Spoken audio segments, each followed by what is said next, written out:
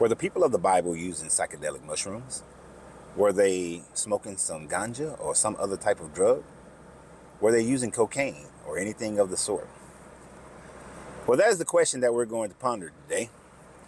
And although there is no hard evidence or hard proof that any of the Bible writers were using psychedelics or anything of that nature, when we look at the scope of ancient man, you see, psychedelics and cocaine and marijuana, they were not prohibited as they are today, and they're not Schedule A.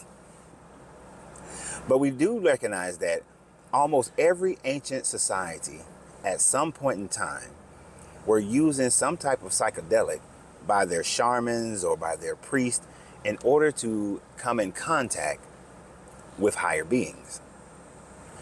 We do know that the Mesoamericans and the ancient Americans, the Incas, the Aztecs, those in Australia, in Asia, in Africa, and Europe, and most likely the Middle East as well, were using psychedelics in order to communicate with their gods.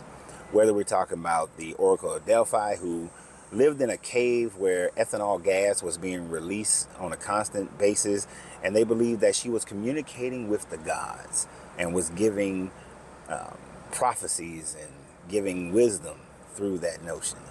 Whether it is in South America where they were using ayahuasca or cocaine, which happened to be found in Egyptian mummies, so that would indicate that some type of trade was happening between Egypt and the Americas, as well as marijuana was found in mummies, cannabis. So back in those days, it was very common for those who were of the priestly clan to be utilizing some type of psychedelic to speak to the gods. So it is very plausible, since the Bible speaks of talking animals, and many of your Native Americans on their peyote trips talked about talking animals. So there's a talking snake and there's talking donkeys in the Bible.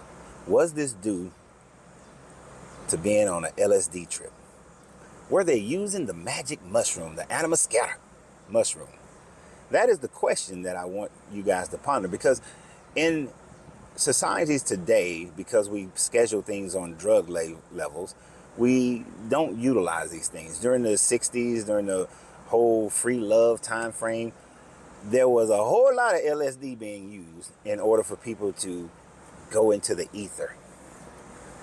Now, I am not promoting that any of you go and try any type of drug whatsoever.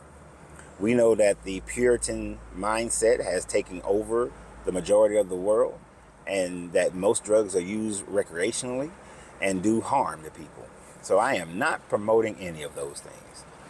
But I will say for myself that a few times a year, to go deeper into my mind, as I said before, I will utilize mushrooms. In one of those trips, I visited many worlds, saw many beings, but I knew these are things of my mind, reaching deeper into the infinity of the universe.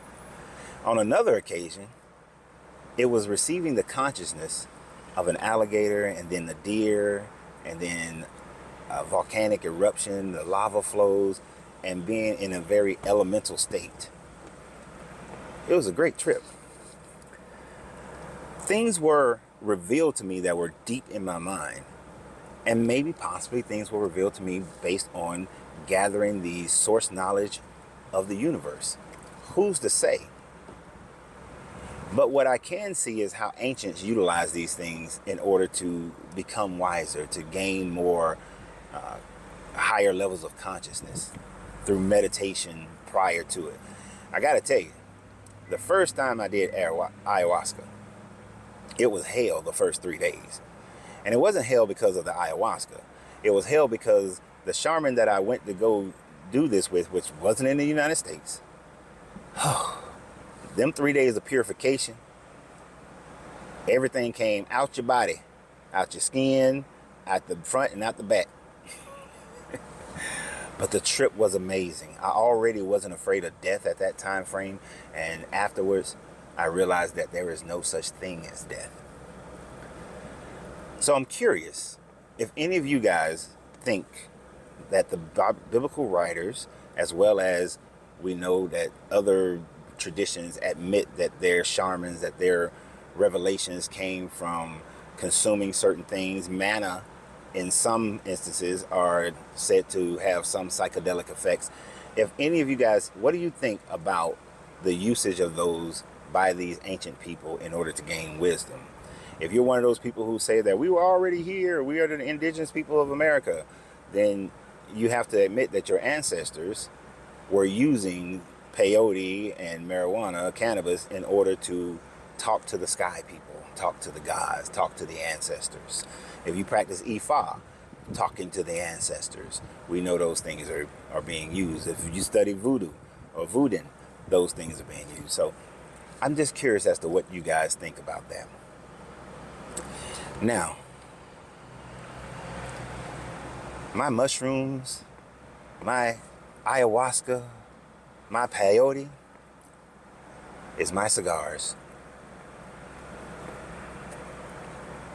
Infomercial time.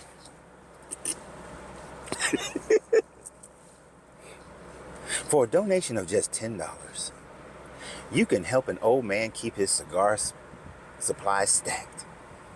Currently, the humidor is getting thin. And with the average cigar ranging about $10, for just a donation of $10 from many of you, many of you, you can refill this humidor that holds about, you messing me up. You messing me, you're supposed to be serious. That can hold over 300 cigars. With just your $10 a day, you can keep the cigars flowing so that the higher levels of consciousness can be reached.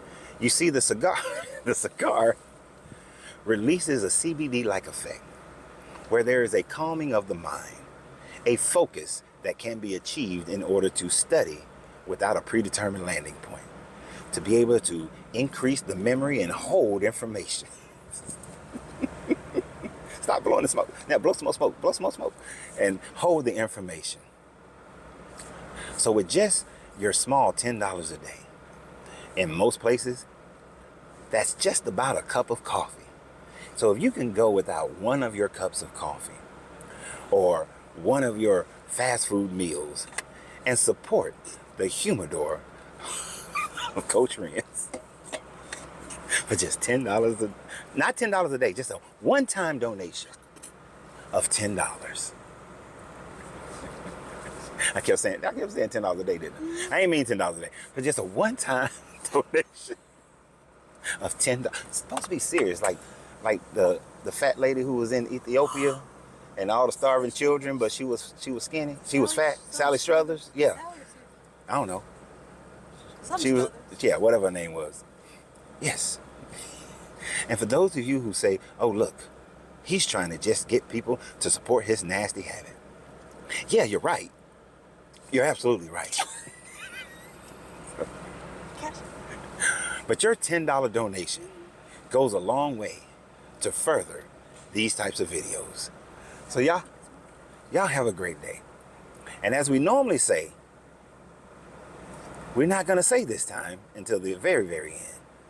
But in this one, just like on my cigar channel, let's keep it smoky. And y'all have a great day. And remember always, you have to free yourself to be yourself, because your greatness is not negotiable.